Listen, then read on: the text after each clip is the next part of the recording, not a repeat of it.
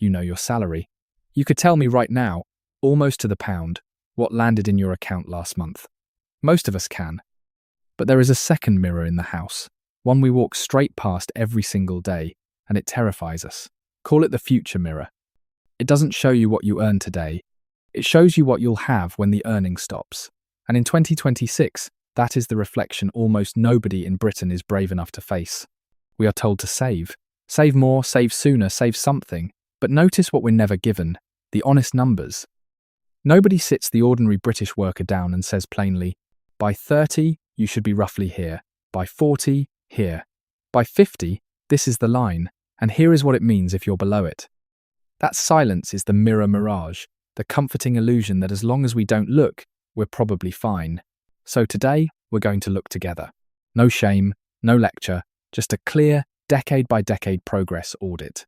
Because the number you are afraid of is almost always smaller than the number you are avoiding. Let's define the destination before we measure the distance. The Pensions and Lifetime Savings Association publishes 3 tiers for life after work, and these are the 2026 figures.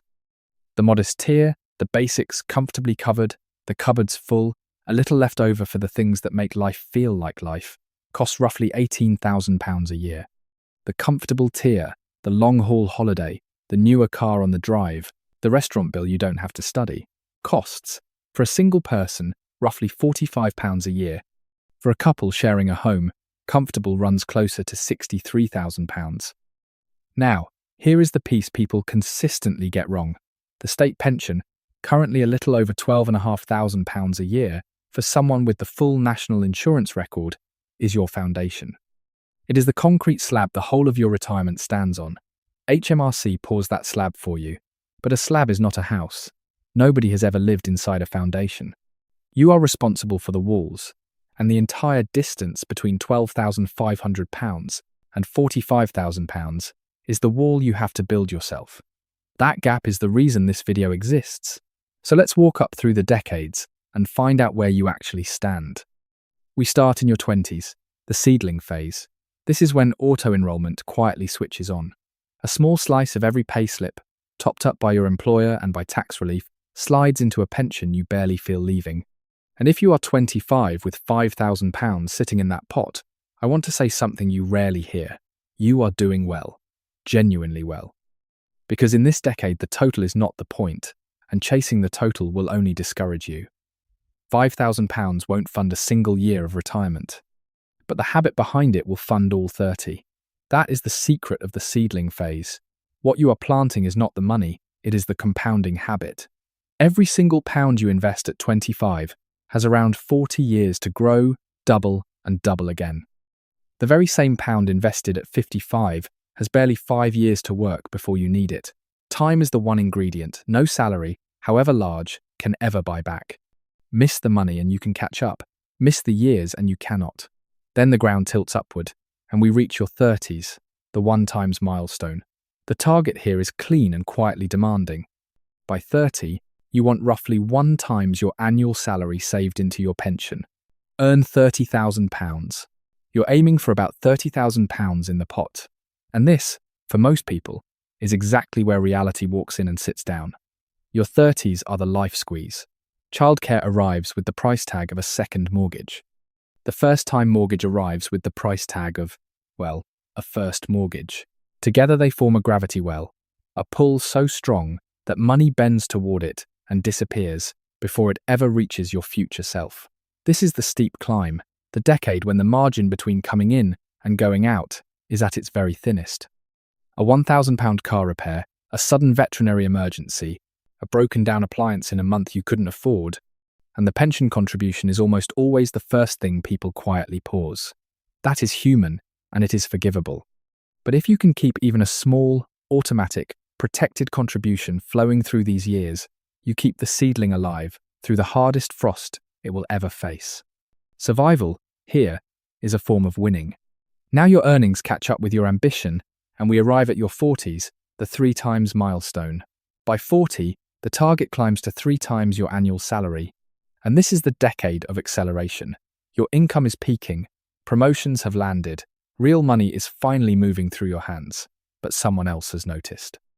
This is the age of fiscal drag, the quiet trick where tax thresholds stay frozen while your salary rises. So more and more of your pay is dragged into the higher band, and HMRC lays claim to 40% of every pound above that line, 40% of your hard-won success. So here is the pivot that defines a good 40s. Salary sacrifice into a SIP, a self-invested personal pension. When you sacrifice salary directly into your pension before it's ever taxed, that money simply never touches the higher rate band. It becomes a shield.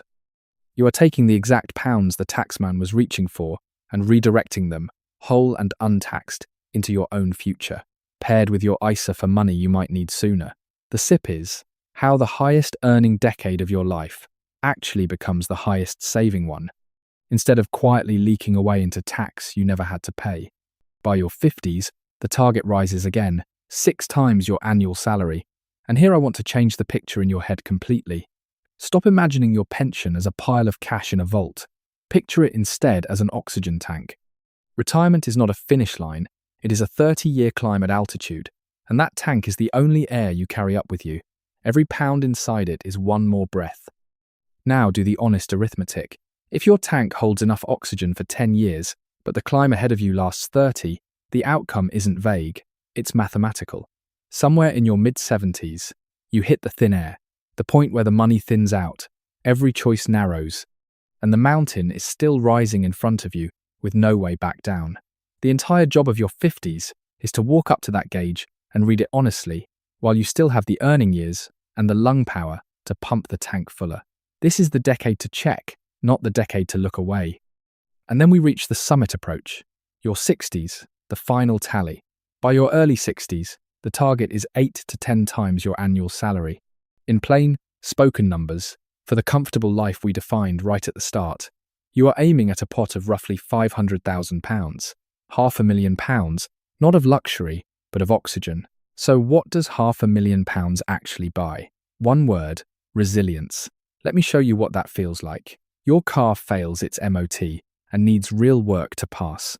Or a structural crack opens quietly along the roofline of your home. A genuine £5,000 bill lands on any quiet morning, the moment the bank statement drops onto the mat. For the retiree with a thin tank, that single bill detonates everything. The pulse jumps, the holiday is cancelled, the careful drawdown plan buckles, and a good year turns anxious overnight. But for the person who built the walls while they still could, that identical £5,000 bill does not move their heart rate by a single beat. It's paid. It's forgotten by lunchtime. That, not a badge on a car bonnet, not a postcode in the home counties, is what wealth in this country genuinely is. It is the £5,000 problem that stays a mere problem and is never once allowed to become a crisis. Which brings us, finally, to the truth we came here looking for. Wealth in Britain is not a status symbol. It is a time fortress. It is the difference between owning your mornings and renting them, one day at a time, from an employer. It is that quiet, almost disbelieving feeling on some ordinary weekday when you'd normally be at a desk, of realizing that your time now belongs entirely to you.